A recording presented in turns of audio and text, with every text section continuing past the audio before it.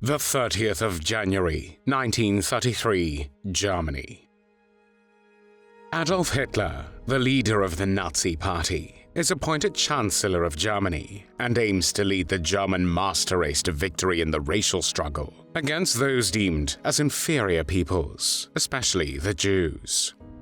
The Nazi regime quickly begins to restrict the civil and human rights of the Jewish people and gradually excludes them from professions, businesses, and public spaces. The first concentration camp, Dachau, is established less than 2 months after Hitler became the Chancellor. Between 1933 and 1945, Nazi Germany and its European allies will establish more than 44,000 camps and other incarceration sites, including ghettos. The perpetrators will use these locations for forced labor, detention of people deemed to be enemies of the state, and the mass murder of millions. One such perpetrator is Georg Schallermair. Georg Schallermair was born on the 29th of December 1894 in the village of Hebertshausen, then part of the German Empire. He was one of 9 children of Johann and Ursula Schallermair. He trained as a concrete worker and married Maria, who was 3 years older than him and lived nearby.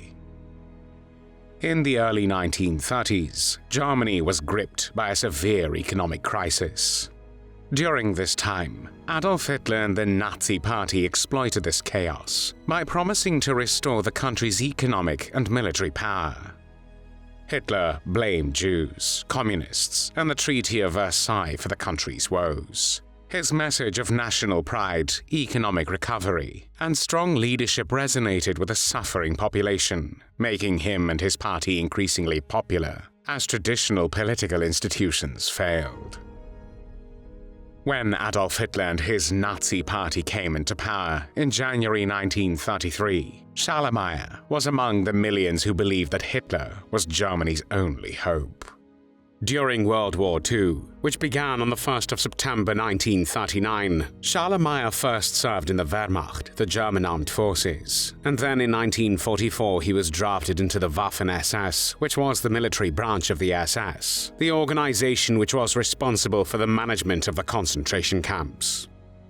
As the Allied air offensive against Nazi Germany intensified after 1943, the Nazi leadership decided to construct underground installations in order to produce weaponry and related war material.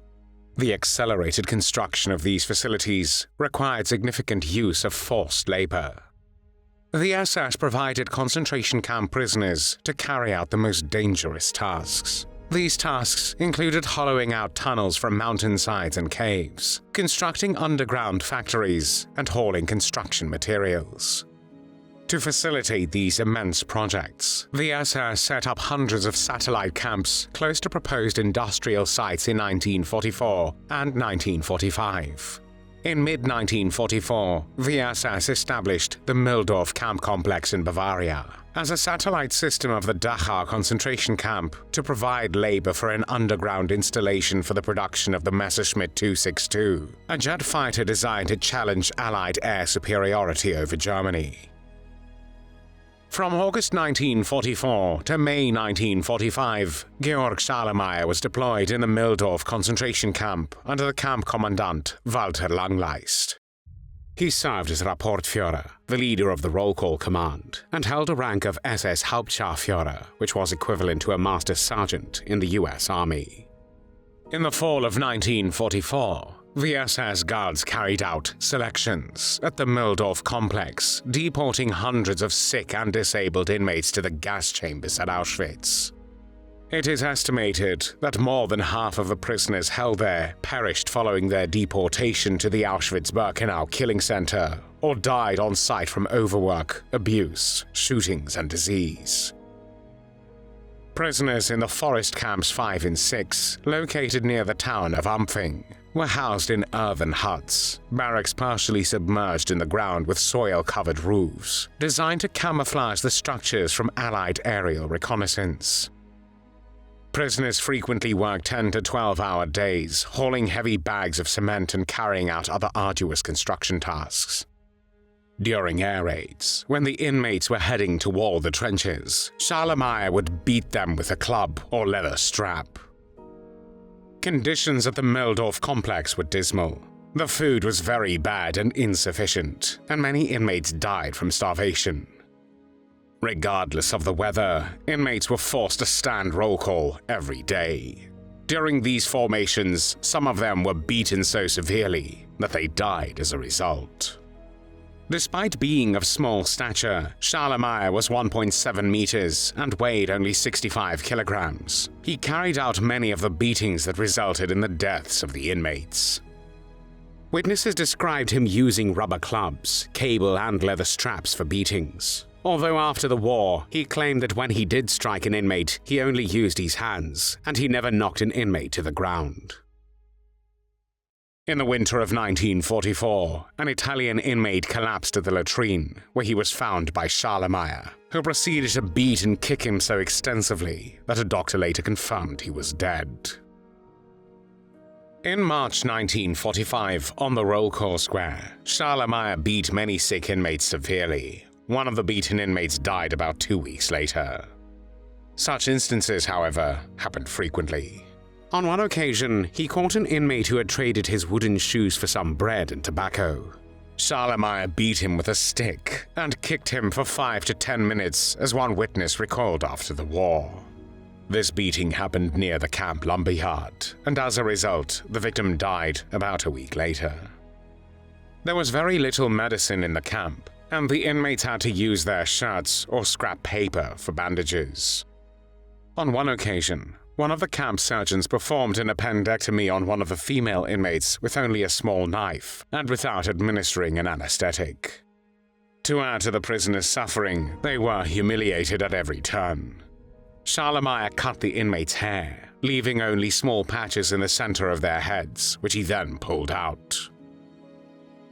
There was a general order issued by High Headquarters that all the gold teeth of dead inmates would be extracted and turned over to the SS dental clinics. Schallermair was detailed to guard the inmate dentist who was extracting the gold teeth from the dead prisoners in the morgue. He visited the morgue daily for this reason.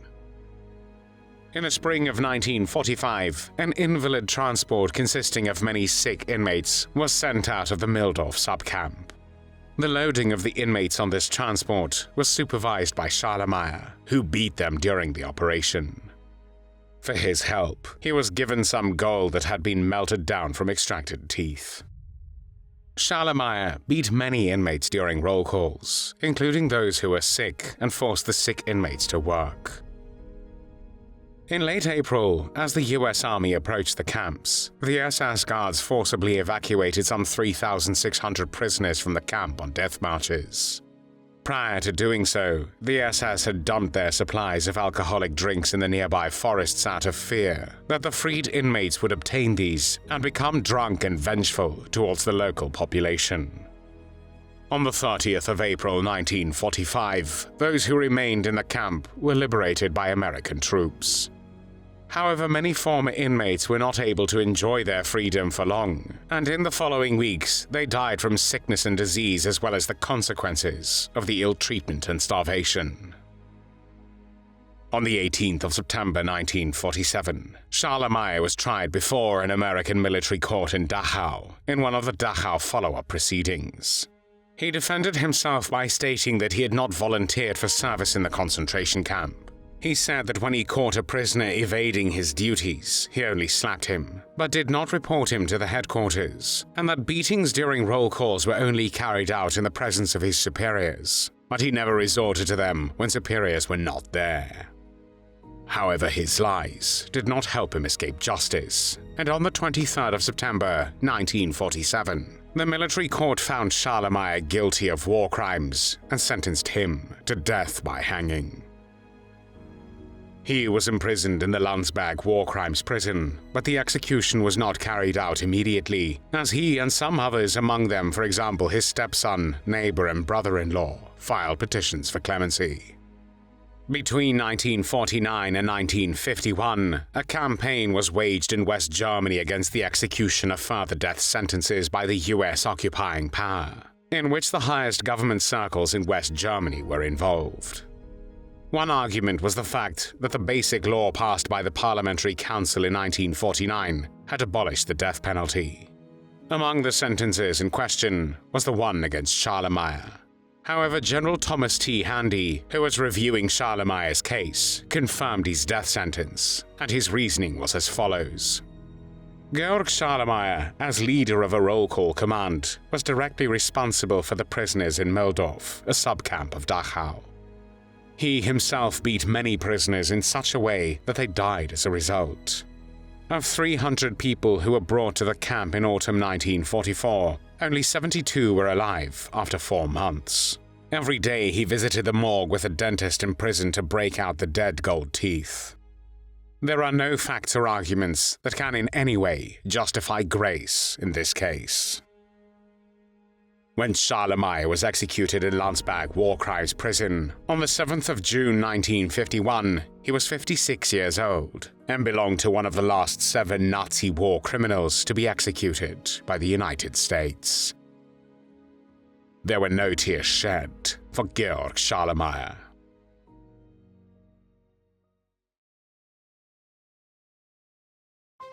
Thanks for watching the World History Channel. Be sure to like and subscribe, and click the bell notification icon so you don't miss our next episodes. We thank you, and we'll see you next time on the channel.